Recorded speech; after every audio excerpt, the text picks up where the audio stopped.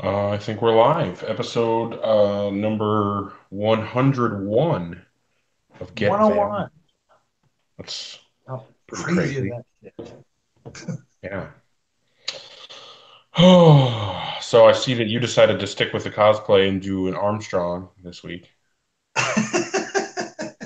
Not purposely, but that's just how it worked out.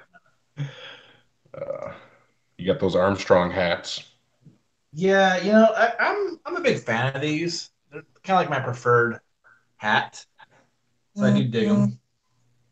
But yeah, last week was, or not last week, the last episode. Eric was on vacation.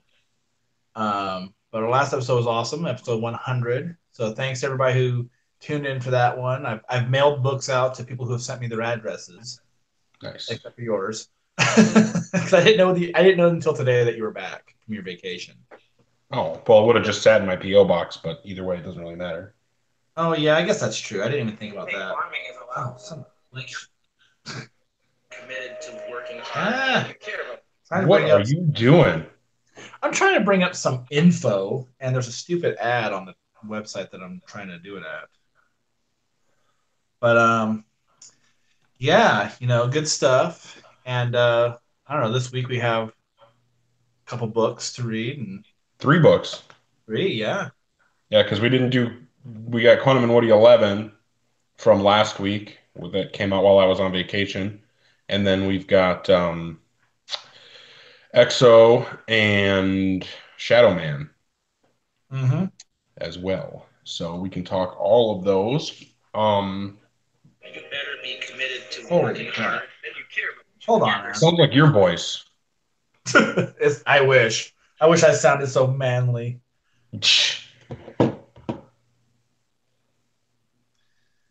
Um, so do we want to just do the reviews? I mean, we can do that. I don't know if there's a whole lot else going on. I don't know if you wanted to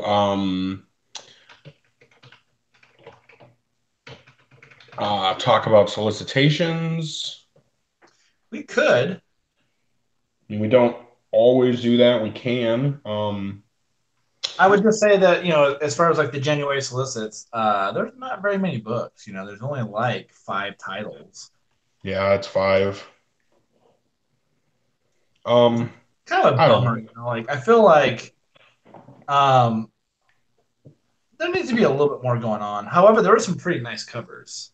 I think there was a couple of Exo Manowar ones that just looked awesome. So my whole thing is, I don't care how many, the number of books isn't really that important to me. What's important to me is the quality of the books. I don't know if that, Yeah.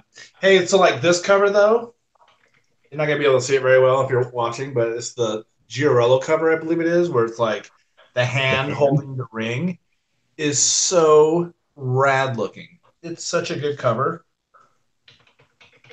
Maybe that's not Giorello. I think that's just like what's written on the title, like he's doing the art.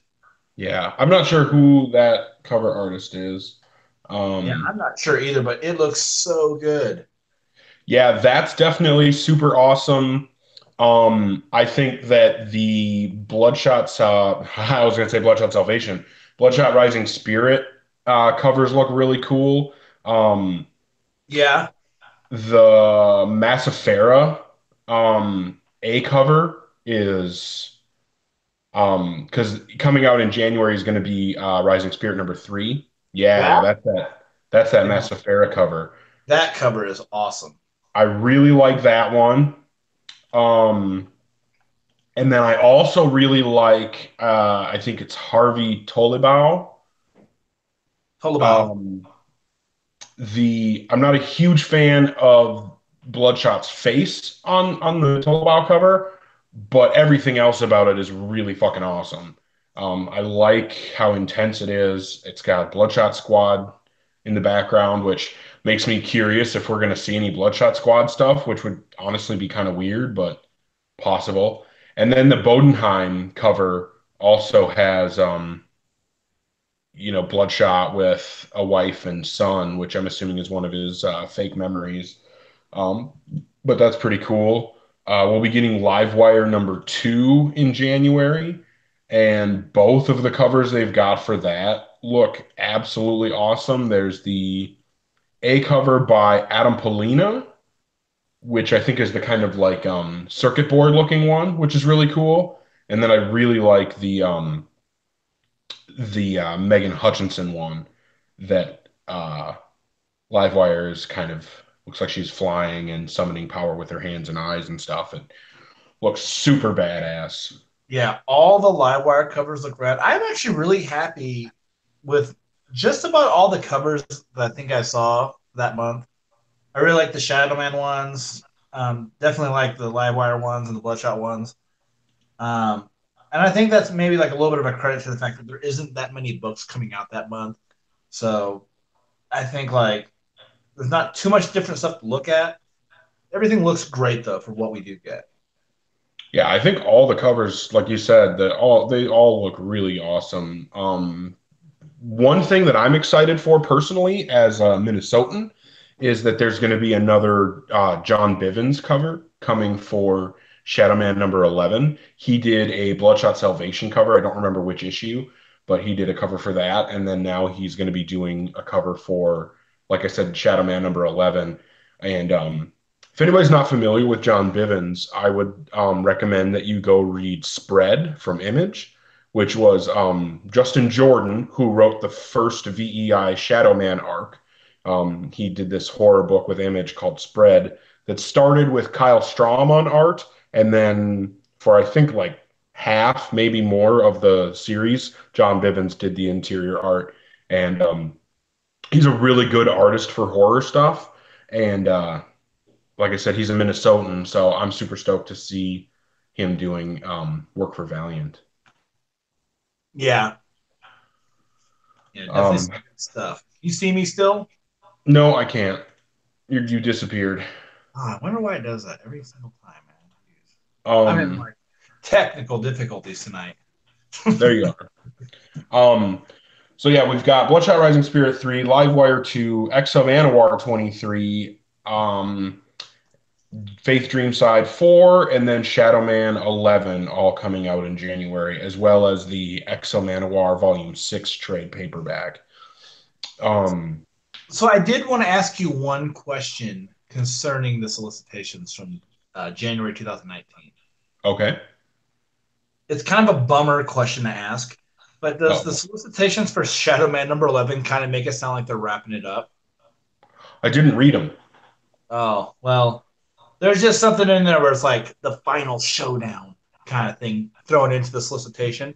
They don't list it as being a final issue of the run, but I know that the sales numbers aren't great, but it almost has like that kind of description of the issue where it's like, hey, guess what? Maybe this is going to be here, maybe it's not. And I think like if the run's getting ready to end, it's a real bummer because it's been one of the best books that Valiant's put out, I think, and I think you would agree with me on that too. Yeah, I guess what I would be curious to see, because we know that Incursion is coming, Yeah, so I would be curious to see if maybe we get like 12 issues of Shadow Man and then that rolls directly into Incursion, and then we would have who knows what would come after that, because it seems like Incursion is going to not only involve Shadow Man, but it looked like Tama and Galad were going to be involved in it as well. yeah, and that'll be interesting to see how Diggle writes Tama. You know, I think he's done great work with Valiant, and I think Tama is an awesome character. However, she's always written by Kent. Kent has just such a distinct voice of the character. I mean, I think he could write like a one shot where she just talks to like weird creatures, and I would like it so much because that's how much Right, I. like she did in Rapture. Yeah, but to me though, like those things work. Like it's a weird thing where like she's not like an action character in the universe. You know, she's a geomancer. You know, and she does a lot of weird things. You know, like that. You know, like she helps keep a ship flying, or Well, she you could. travels around the dead side. You know, so it's like to me, like she could do something that's not necessarily like an action packed story, but the character is so well written by Kent. If he did it like that, it would be really good. I think. See, I think what would be really cool, whether written by Kent or anybody else, but one thing I think that would be awesome would be a book with Galad and Tama and that focused on both of the characters, because I think that you could do a lot of stuff like you could have a lot of really cool stuff between the two of them when they're together. The story could obviously, separate the two characters so they would, be kind of going on their own adventures. And I think what would be cool about that, one of the things that would be really cool is not only the differences between the characters, but also getting like not only differences between the characters, but the differences between what you can do with those characters. Like you were saying, if you did a Tama solo story, it probably wouldn't have a ton of action. It would be more adventure oriented. Whereas a lot, the Galad solo stories that we've seen have been extremely action heavy. So if you did something where Tama kind of brought that adventure and discovery element to the book, and have Galad, kind of more in the nitty gritty doing the action and fighting and all that stuff, I think that you would have a really good book that the characters would play off each other really well, like with other duo books like Quantum and Woody and Archer and Armstrong, etc. Yeah, and Incursion, like, there's still not too much known about it yet. It seems like it could be pretty interesting, and I'm curious to see how Diggle does with it because he's done so well with Shadow Man. Shadow Man, like next to Ninja K, has just been one of the best books that I've been doing currently. Yeah. But it does seem like just kind of a weird roster to it. Like if it's Shadow Man, Galad, and Tama, and it's otherworldly, but is it necessarily like the dead side? No one really knows yet. But Well, what the original solicit says is that it's the dead side from another world colliding oh, that's with right. That's our right. dead side, which could very well be. Well, I guess we could probably get into this when we talk about Shadow Man, which we can get to. Um, Oh, NES Master is in the live chat asking if Tama still has her blob. And no, she doesn't. Um, she actually talked in, I believe it was during Harbinger Wars 2, when she was saying that, she loved that little guy. And one thing that he did that she really liked was she would like throw little things at him and he would eat them and make a little funny noise and she would laugh. So she kept doing it. And what she didn't realize was that all of the stuff that she was throwing and that he was eating to amuse her was poisoning him. And she woke up one morning and he was dead because of all the stuff that he had eaten from her throwing it to him. So she kind of uh she kind of killed him. Like Tama kind of killed that. I don't remember that guy's name, but yeah, she kind of killed him. Um, but yeah, I suppose we can probably get into, like I said before, we have three books. The order I was thinking we can do would be Quantum and Woody, and then Exo, and then Shadow Man. That works for me. Cool. So Quantum and Woody was issue 11. We only have one more issue coming from this Elliot Rahal, Joe Eisner run. Actually, I don't even know who's doing art on the next one. It might be Portella again. Do you remember who's doing art? I don't remember. Yeah, I'm not sure, but I know Elliot Rahal is writing it. And I would say real quick on that we don't normally talk about the solicitations ever, and I do it sometimes, and I always feel like when I like tonight when I brought it up, I almost feel like in a way it kind of derails what we talk about because we don't really go into them too much.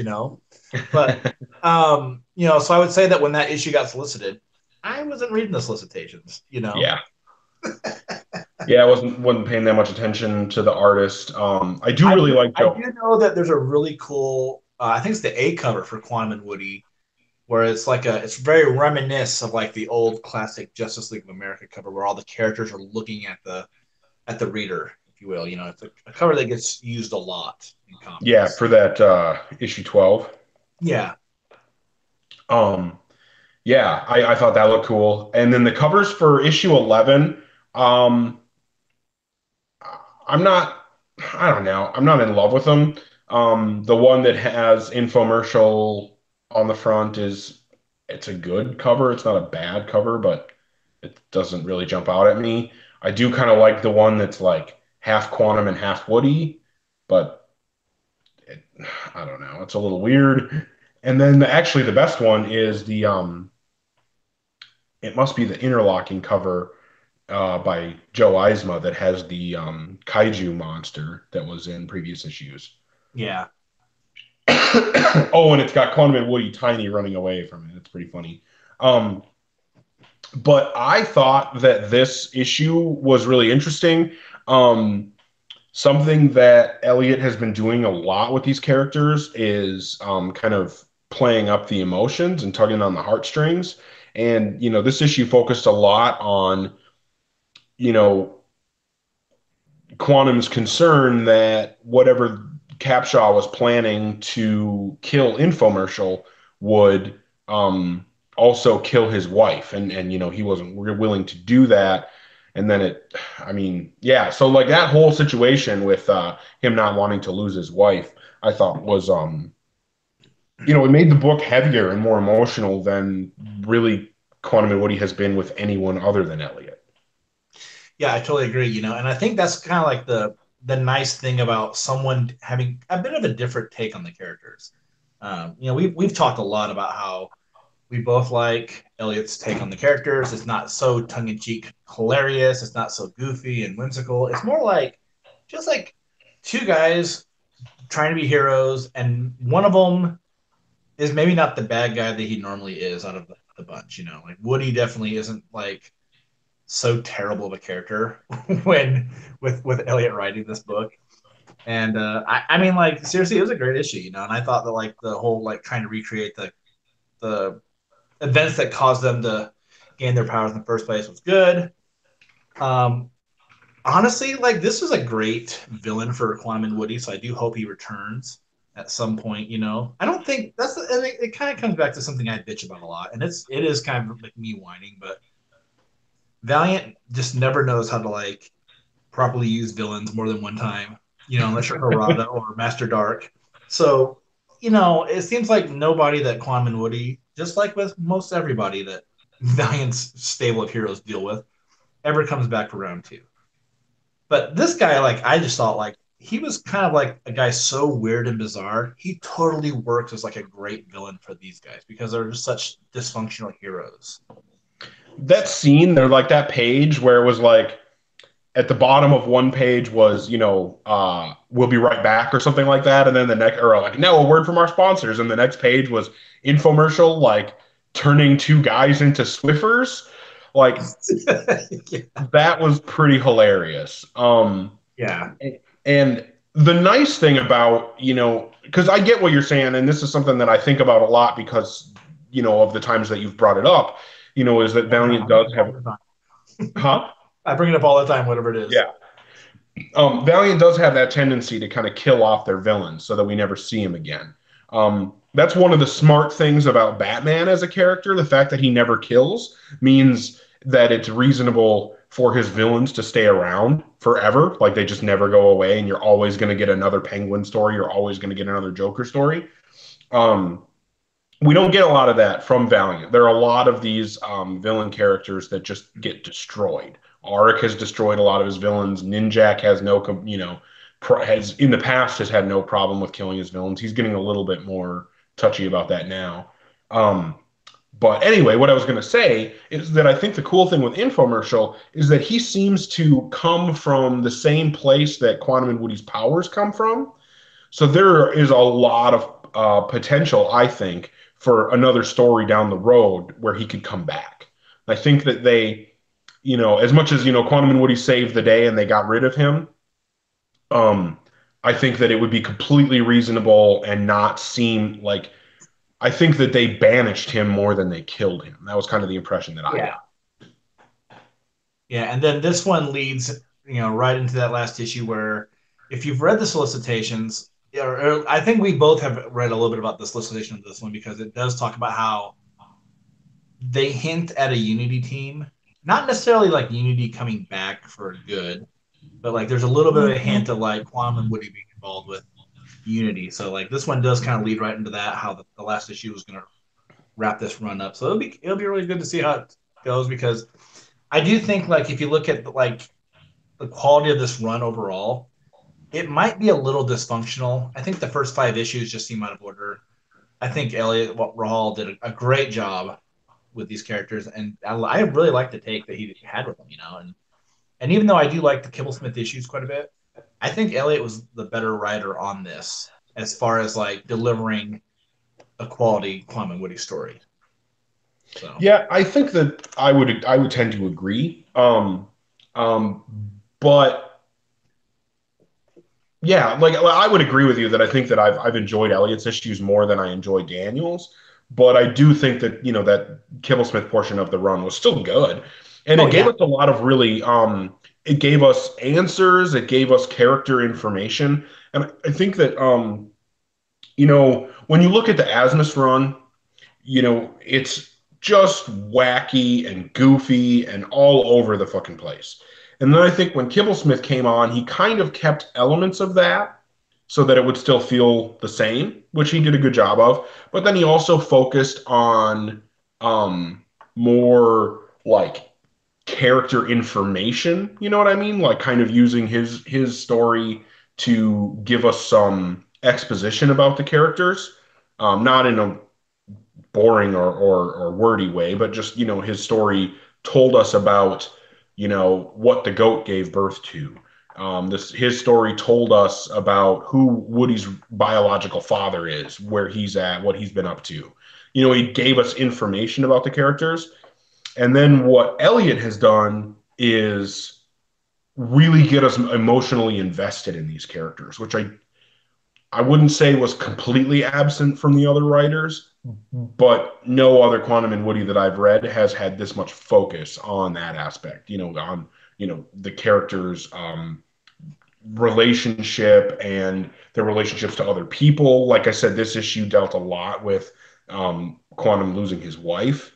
And, there's some heavy stuff there. I remember the first issue Elliot did when they were like in that burning building or whatever was super just brother heavy. And yeah, so I think that that's kind of been one of the really strong points of Elliot's work with these characters so far. yeah, and I think that's kind of a thing that was needed for these characters because I do think that like if you read Kibblesmith's run and if you go back and read like Asmus's run or even like Delinquents, like they're all kind of like so like chaotic and funny. They really play heavily on like comedy, the comedic element of the characters. And that it's just nice. And I'm going to praise the same time we talk about let's run on this is that it's just nice to have a run that's different from that. Where like the main thing isn't trying to make a big joke or mockery out of everybody, but like here is like the focal point seemed to be like reestablishing them as brothers, not always making them to be such thorns in each other's side. And Sure. like issue 6, that first issue that kind of slightly whatever ties in with Harbinger Wars too, is an incredible issue. Just because it does kind of focus on the fact that like they are brothers and they both have to be heroic, and it's not like Woody screwing around the entire time or something like that. Like it was just a great superhero issue of Climb and Woody.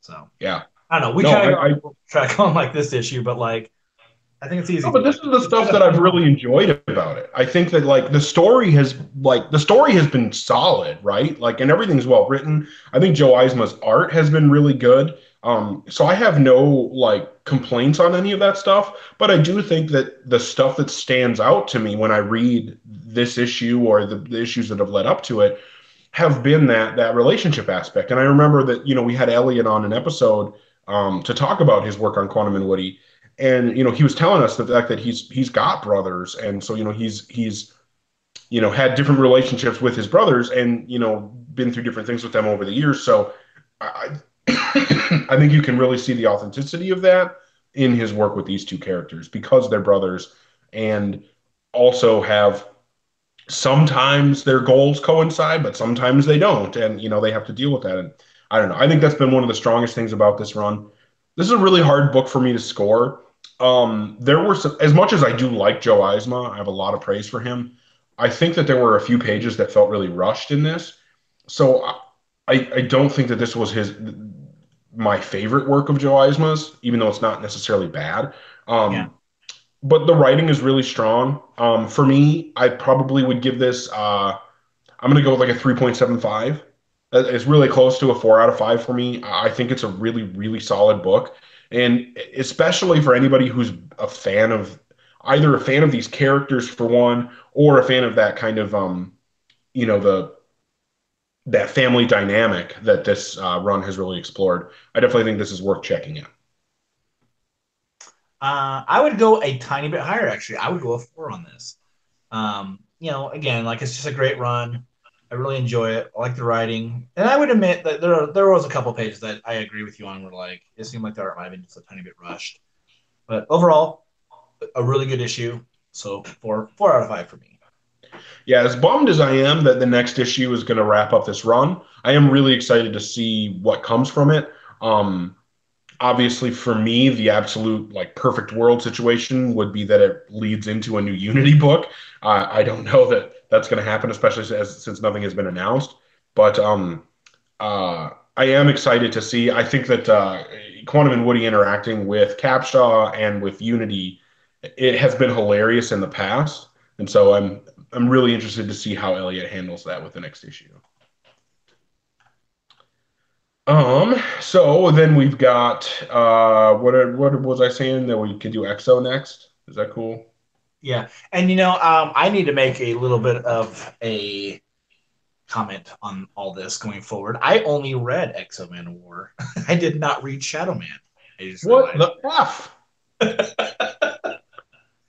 Well, it's I been didn't kind of a just busy week, so I when we got our digital copies, I had read Exo right away, and there was some kind of weird issue with the email originally where it would only bring up Shadow Man on any of the links that I had.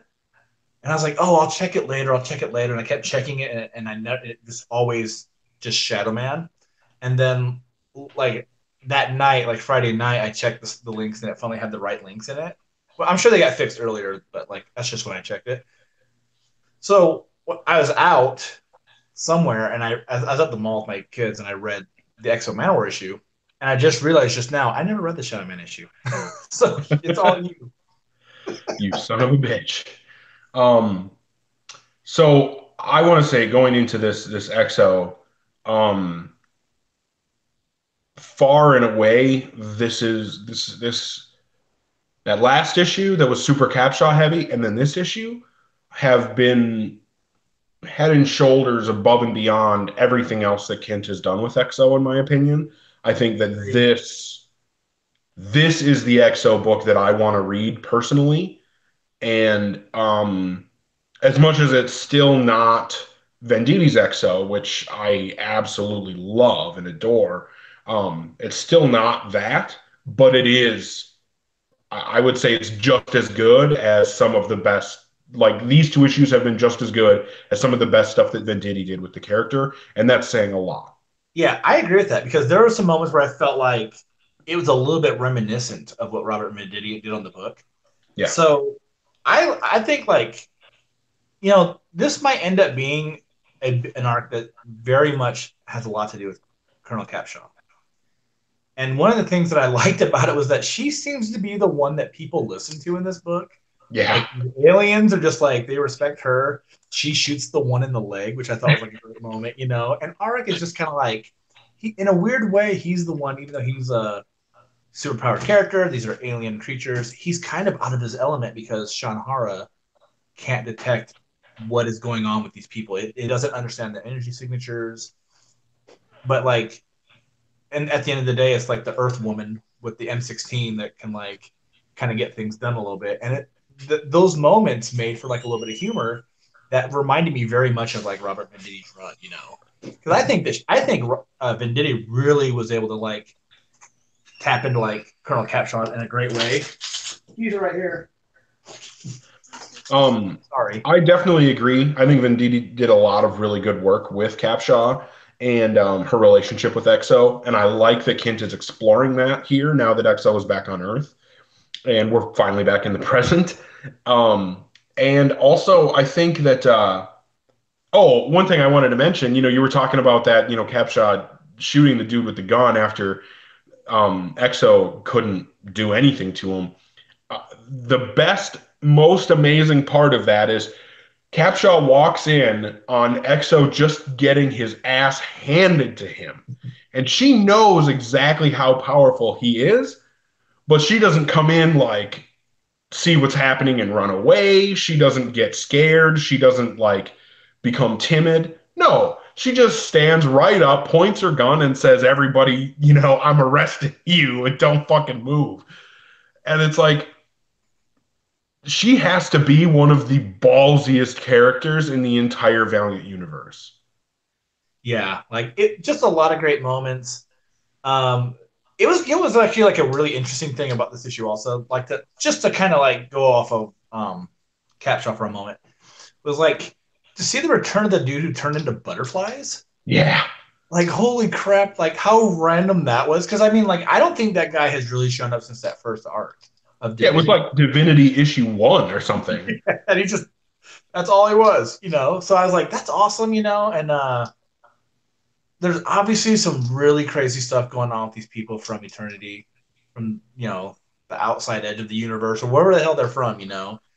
And David Camp is like he, The he's a little bit of a cartographer. badass. He's a little bit of a like badass, like since like whatever powers he's gotten. I don't even know when he ever really got any like stuff, but like man, he's awesome. And I think that like this could be like the creation of like a really good villain because he's been there the entire time that these stories have been involving the characters. And it's like a welcome thing. Like I like him, and it just seems like I just hope there's a little bit more of an explanation as to why Sean Hara can't really harm these people or like it can't do the damage on them. Like Arik has to be a little bit more physical, and I feel like this is kind of where like his background is like the Visigoth does serve him. So I don't know. There's a lot of like curious thoughts I have about this in all, but a great issue. This is I can tell you right now, this issue and the issue prior, easily my favorite issues of Exo Man of War, with maybe the exception of the very first issue of the run, because I do think the run started off incredible. It's a great first issue. These two issues have been like just up there with them.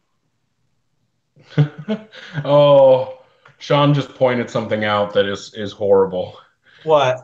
Why do the people from the unknown also refer to it as the unknown? You would think that it probably isn't that unknown to them. But I don't think. But here's the thing. Here's the thing. I think about that. This I thought about that in the issue. They're probably not really from there. They're not really. I don't think that they're originally from there. Now I could be wrong. I could totally be wrong. But the one dude who's like up in Aric's face and beating the shit out of him, he doesn't look like any guy who wouldn't be from Earth. He looks like some dude with a mustache and a little bit of a skin tan. So like, and his gear, his garb is not like alien to Earth necessarily. Maybe like the color scheme of it, but like he looks like a guy who could have been from a planet like Earth. Are you talking about Adam? Yeah, Adam 22 or whatever his name is. Adam 13? Yeah, Adam 13. So like to me, it's like they might call it that, but that doesn't necessarily mean like that they are native to it. That's all I'm saying. Yeah, I get where you're coming from because I mean, when you listen, when Adam told kind of his backstory, it didn't sound like he was from the unknown. It did sound like he was from a different planet. Um, I do think that Sean has a good point though. Like they Oh, probably I didn't. think that, yeah, I'm not disagreeing with that. I'm just saying like that came up when I read it too, and the thing I thought was like, well, then maybe like they're not from there, I you just know? I didn't even think about it. So like that thought never entered my mind until Sean brought it up. So Jason's mentioning like Exo can't damage these characters because Kent really hasn't written a full powered Exo. And I kind of get where he's coming from on that, but the only thing that I would say, like Well, that's kind the only kind of disagreement that I would offer is that this is powered Exo, but he's just up against an enemy that he doesn't know how to fight. which So is all of his power is meaningless. well, and what I think too is like it's weird that like Arik has gone through everything he's gone through. At the very end of Venditti's run, he absorbed all the information of the torment, and apparently the torment, didn't help. Didn't must not have come across these dudes ever either, because like it seems like he would have known something about them, you Yeah, know. I think that the Torment knew about this universe. They didn't know about the other like alternate or parallel realities that Divinity was able to connect to. And the way that Adam 13 put it was that in going back to the unknown to find his son, he Divinity kind of opened a path that David Camp was able to follow, and then obviously others were able to follow to get from the unknown and find Earth. So what that makes me think of and excited for is as much as Kint is still the only one playing with these toys that he's brought into the Valiant universe, by bringing these characters out of the Divinity books into the Exo Manowar books, it's like he's taking a step toward potentially starting to share these characters. Um, like I said, he's still the only one playing with these toys, but bringing them into the Exo book is kind of like letting the rest of the universe know that these toys exist. So now that opens up the door to other creators coming in and kind of playing around in that sandbox as well. Well, I mean, to be fair, I mean, Dice Heart got to use Divinity for like 2 issues of Well, that's Imperium. true. I didn't think it was great, but like, I mean, he did use them, but like, it But would that be was kind of nice. awesome. That Imperium I don't arc know. was It was like awesome. it's an okay story, to me, Uh, but not one of my favorite Imperium stories. But yeah, I mean, like, I think like the universe definitely, the Valiant universe especially needs a little bit more divinity and these kind of characters. I feel like there's so much untapped potential with them, because they're just so weird, so bizarre. That whole world they live in is so crazy, But one other thing I did want to talk about this issue, another just beautiful issue by Juan Jose Reed. He just doesn't do any wrong with me, Like his art, perfect 5 on this book. I mean, just everything's so beautiful. It's so colorful too, which I do think sometimes with some of the other artists, I don't know who colored him on this issue. I can't remember. Usually Jordi Belair colors him, it might have but been Dollhouse, but I'm not 100% sure. but it just seems like no matter who Valiant pairs him up with to color his work, there's a wide palette of color used. There's just it seems like you just see like every kind of like color in the spectrum pretty much used, in some shade or whatever. And it's just a great issue, man. So, for me, I know earlier I said this is like one of like the best issues I've read of the entire run. And I'm gonna score it like that too. To me, a great issue. I'm gonna give it a 5. It was awesome. A lot of good action. Capshot is a badass. And I imagine this being like a 3 or 4 issue storyline, we're gonna probably get 2 more issues of her being awesome because she does seem to be like a big deal within these 2 issues so far. I can't see the story changing that much that she would lose a little bit of focus, but she's been great. Arc having villains that he can't just blast away like they're nothing is awesome too. It's good to see a limitation on Sean Harwer, even though it's the most powerful weapon. At least that's how they put it. There are things that she can't explain or can't figure out. So I know like Jason, he's in the live chat. He had kind of mentioned before, Kent doesn't really write a full powered EXO, and I can see where he's coming from, but I'm also not 100% on board with that. But he's saying like all of these stories have revolved around not using the armor being hindered in some way, or just finding ways for the armor not to be as relevant as it was previously for EXO. And I agree, and I understand as an EXO fan being frustrated by that. But I think that if I was in Kent's shoes, I might try to do something similar because it's really hard to write an omniscient, omnipotent character, right? Like, because Sean was pointing out that, Kent doesn't really reference a lot of the character growth or the cosmic knowledge that Art got from the torment. But I think that if he did, utilize those things and mention them all the time, it would it would make it harder to relate to Arik as a reader, and I think that it would make it tougher to really care about the stories because a character who can destroy anyone at any time and knows everything about everything at all times, uh, that's not interesting to me. There's no struggle there. That's why I can't read Superman books. Yeah, Superman's too powerful.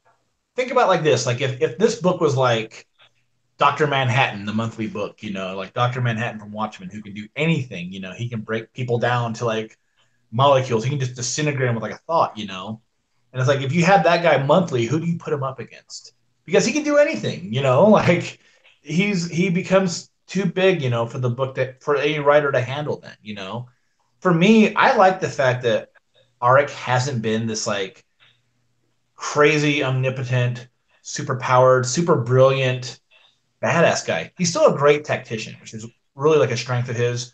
But at the same time, if he's just like this guy who can outsmart every single person, or he just has enough brute force to like just, flick people off him like they're fleas, then it's just not that interesting of a book.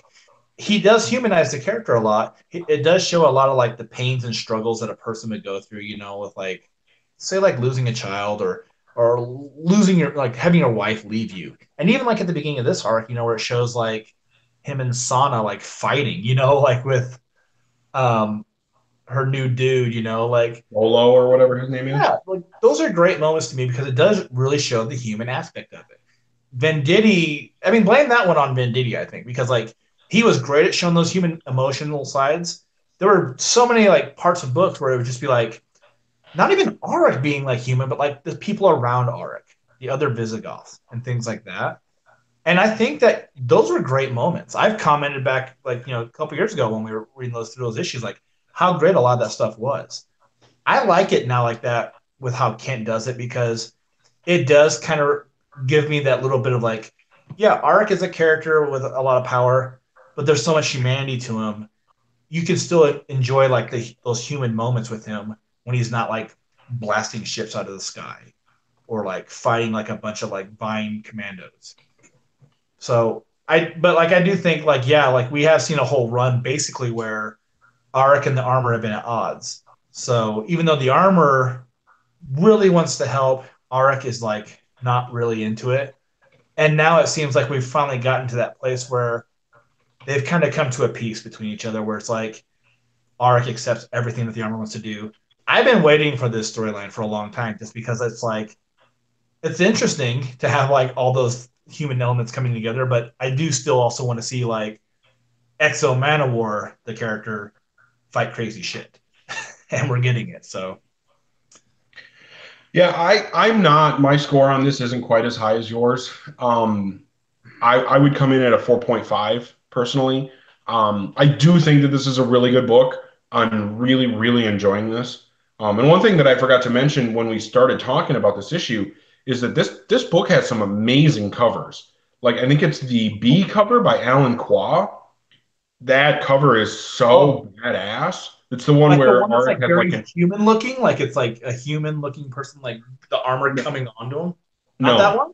no, the Alan Qua one is the one where he's fully armored up walking through flames and he's got like a spear version of his energy sword in his hand. It's Oh, really badass. It almost looks a little bit like Clayton Crane style, but it's super badass. But I know the one you're talking about. I think it's a Zoo Orzu, the one that's superhuman and it looks like the very, very, very humanized image of Arik with like the outline of the armor, kind of. And I think that's a really, really cool, like understated cover in a good way. Um, there's the Renato Gaitis cover, which honestly is as cool as it is and as great as his art is. I would say it might be my least favorite of the covers for this issue. And of course, the A one is the Kenneth Rocafort, where it's Exo flying at um, the cartographer David Camp. But yeah, this book has really awesome covers. Like you had pointed out, Reap's artwork on this is awesome. I did check, and Dollhouse was the colorist on this, and he's a great colorist. I think he does a lot of work for Valiant, and he's kind of the new what was it, Brian Reber that used to do a lot of coloring for Valiant that was always phenomenal. And so Dollhouse has kind of stepped into that. yeah. So for people who are watching, this is the cover. I don't know how well this shows up. I Yeah, think move this it up a cover bit, at least for me. is yeah. This cover is so damn cool. Zoo Orzo. Yeah, I it's just one of those things where I think like it's kind of like a minimalist look of a cover. Like there's not like a background to it really. There's just like basically like probably just a bunch of like shading put to this really. But like it to me, it just seems like it like stands out very much to me. And then that one that you're talking about, the B cover with Qual where he's walking through the fire, that one's rad. But my yeah. favorite one would be that one that I just showed, the first one. So since you pulled that one up, I'm going to try to see if I can pull up a good version of Yeah, this. I tried pulling it up, and the one I pulled up was blurry a bit. So I was like, ah, shit. I can't get it to just show the image of the cover, but yeah, that's the one I'm talking about right there. Yeah, It's that thing's super great. badass, super epic. So yeah, like I said, I think this has amazing covers. The interior art is really, really good. And the writing on this, as much as like, I definitely get where Jason's coming from. I wouldn't be like, I don't totally disagree. I just think that I like it a little bit more than Jason does that it's being handled that way. And he's kind of saying like he feels like Kent has basically Superman syndrome. Um, good writers. What Jason is saying is that really good writers can write Superman well. The not quite as good writers tend to have trouble writing Superman because he's so powerful. And he feels like, and Jason's saying he kind of feels like that's where Kent is at with Exo right now. And I get where that analogy is coming from, but I like the direction. I like handling EXO this way, so I'm a fan of it. So it's not something I would look at as a negative, but definitely understand where Jason's coming from. Um, so then the other book that we have that Josh apparently didn't read, and I'm gonna spoil the shit out of it for him anyway. You can. Shadow Man. Which issue was it? 11? No, it's like nine, isn't it? Oh, it's like 8 or something. It's 8. I was Um, thinking about the January solicits we were talking about earlier. That's when we were talking about issue 11. Um, so the Shadow Man 8. This one has like not like my favorite covers. I don't love the covers on this issue, but none of them are bad. You know what I mean? Like they're all pretty cool in their own way. Like the Bodenheim one where it's like Jack standing there and then Shadow Man is his shadow. I think the way that that one is laid out and the angles and the kind of dynamic feel of it is cool. Um, the one with Shadow Man carrying Master Dark is pretty crazy. It's Karen Grant, I think is the name of that artist. Um, and then the A cover, I don't know. I don't love the A cover. It's another, I don't know how to pronounce this artist's name, Tanchi Zonjic. Um, good artist. I do think that some of their covers are really good, but I don't know. I'm not super into this one. But anyway, the interior art by this is Renato Gaitis. And the thing with Renato Gaitis is you know exactly what you're going to get from him every time he does a book. It's always going to have that slightly grainy look, but super like hyper realistic, detailed. And if you, I, that style is not my favorite. So like I couldn't like give him a 5 for his work on this issue, but like especially if you like the style, you like I said, you know what you're getting every time from Renato Gaitis, and it's just as good in this issue as it is in any other. So if you like his style, you're gonna love the art in this issue. Um, I really, really, really, really like that where we're at with Jack, because he's just come back from that whole kind of getting sent back in time situation that Baron Samedi did to him. So he's just gotten back. He and oh my God, I can never remember her name. Is it Alyssa? Alyssa. Okay. He and Alyssa are hooking up like big time, and they're like you seem to be happy together. And if you have been following this series so far, you might remember back in the early issues there were kind of some hints that there was a war coming and that there were some people working on things in the background. And this is the issue where that stuff kind of finally comes to a head and really comes out into the open. And the Brethren is destroying all of the abettors, all of the people sworn to assist the Shadow Man. They're killing them all off, and and then Shadow Man. Actually, this is what I was going to mention.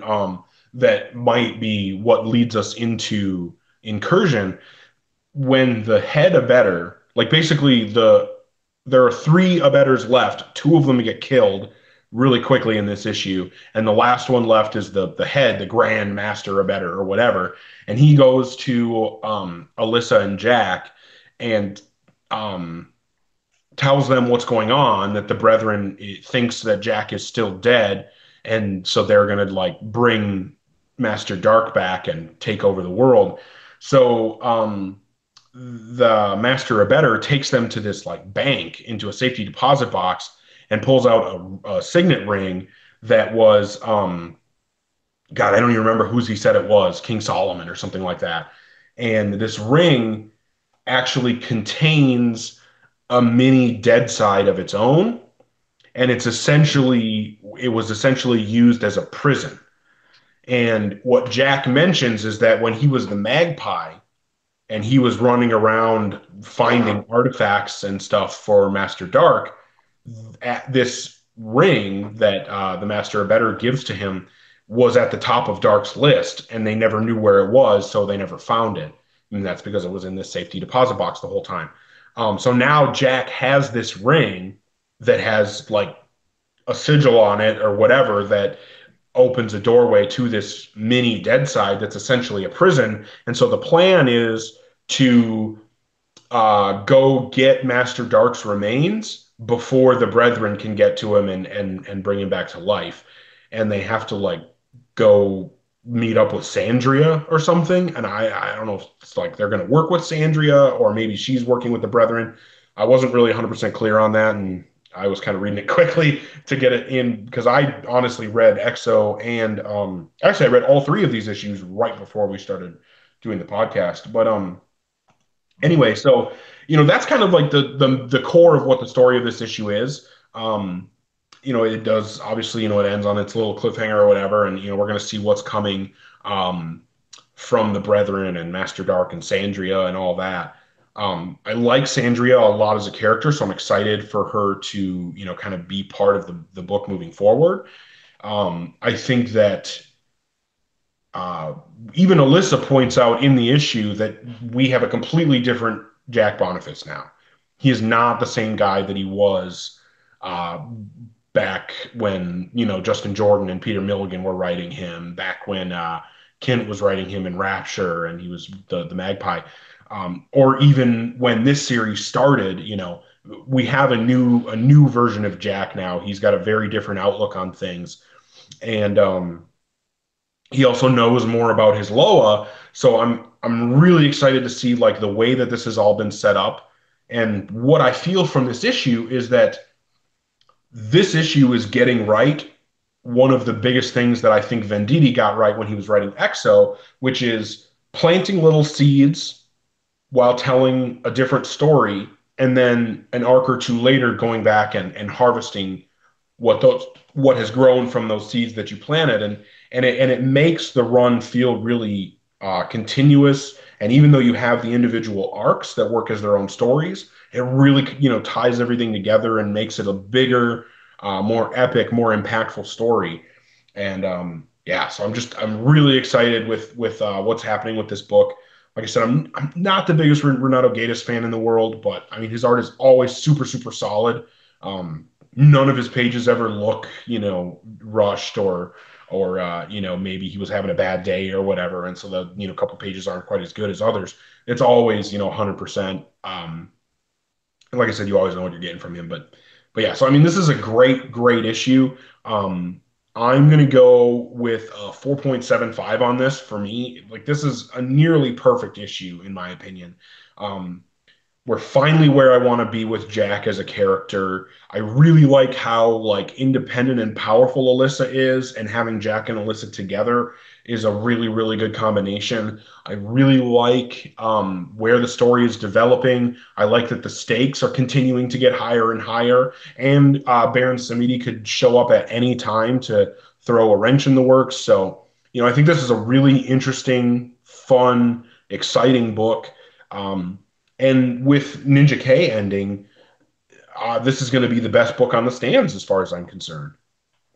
So my score would be a little lower Oh, really? because I didn't read it. So Oh man, it's check it good. out. You should read it. I recommend it. Yeah, I will read it tonight. I don't know if you've ever checked out Valiant, but you should give it a shot. I heard they're good, man. Didn't they put out like that Dead Drop? The best Valiant book ever. Um, so yeah, those are the books that we got this week. Or actually the last 2 weeks. But yeah, I think that there's some solid books. I think that we're in a really I know I used to say this a lot, and I don't say it as much anymore, but I feel like we're at a point right now where it's a really good time to be a Valiant fan. Yeah, it's. I think it's an interesting time for sure, at least And man, I mean, I don't know. I feel like Eric and I are the kind of guys. We're doing this podcast every week, or we try to do it every week.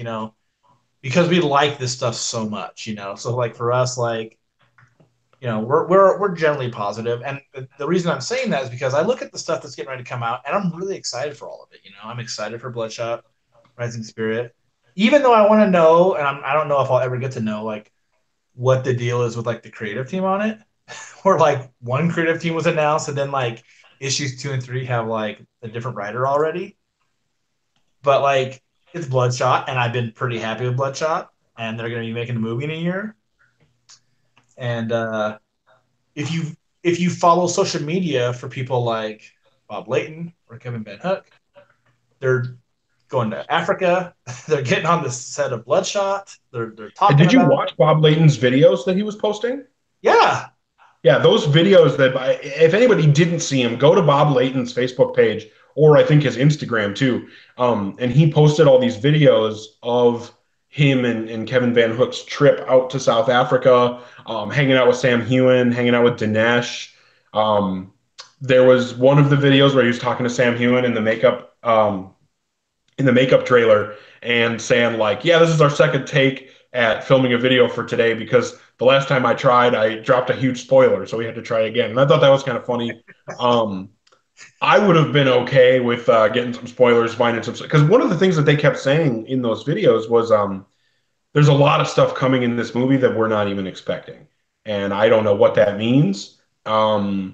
But I'm really excited to start seeing images of Vin as Bloodshot, start finding out more about, um, the other characters in the movie and how this is going to kick off a potential Valiant cinematic universe. Well, and the thing that I think is so exciting about this too, like it's because like I mean obviously like we're here because of the books, but we'll take that movie too.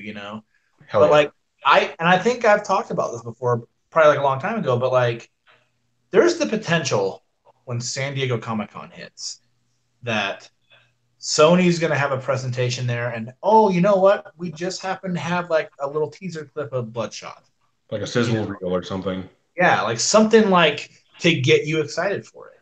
You know, and then from there on, we're going to start seeing people pop up on talk shows talking about Valiant, talking about Bloodshot, and it's going to get a lot of exposure to this company. And I think it's a really make or break time where like yeah, we don't have so many books and the sales are not like great because it's a small publisher, but like the potential for this stuff to blow up, man, to get a lot of exposure for people to get excited about these books. We'll just see. But to me, it's like I'm way happy about everything right now. I like the books that we're going to be getting. The fact that like we're getting these video like diaries of like what's going on with the movie are cool. And like I said, man, like next year could be a lot of cool stuff, if you're a fan. So we'll be here for it. You know what I think that the Bloodshot movie really needs? Like, I think it'll be like really incomplete without. I What think is that that? we need a really like solid sequence where there's a malfunction in Bloodshot's nanites, and so he can't see, and so the screen will be like completely black, and then. I would just assume that the movie died and I need my money back on the ticket. Hey, only you and Jeff Lemire want that, man. Well, me and Jeff have good taste. Oh, Yeah, good times. So speaking of things coming up down the road, next week, on the very near future, we're going to get the Shadow Man Volume 2, Dead and Gone trade paperback, which is the one where he kind of goes back in time and learns about the history of the Loa. and it's good And stuff. then that was a great arc. And then we're also getting Faith Dreamside number 2, which I don't know why, but I feel like I've already read more than one issue of this. So I'm kind of surprised we're only on issue 2. I don't know. I don't know why I feel that way, but I did like the first issue, so I'm looking forward to that. And then we're also next week going to get Britannia Lost Eagles of Rome #4. So we're going to get the end of that story. And um, Britannia, I feel like just gets better and better, and which is saying something because I thought the first Britannia book was really really good. The second one was a lot of fun, and I really really have enjoyed Antonius and Achillia working together in this Lost Eagles arc. So I'm really interested to see, what happens in this next issue, and I really really hope that there's Britannia 4. Yep. This is like it's like Divinity. I just hope every year they just put out a series of this. And the only thing I don't even like about this one, and there's really not anything I don't like, 'cause I love Britannia. It just needs more Brand. That dude's badass. He's a little bit of like the comedic element, plays off of Antonius very well, but the Britannia books are excellent. They're some of my favorite things that Valiant puts out. And if they can, just keep Peter Milligan around. He does really well with these books. I mean, they're great. Like, how do you not like them? So,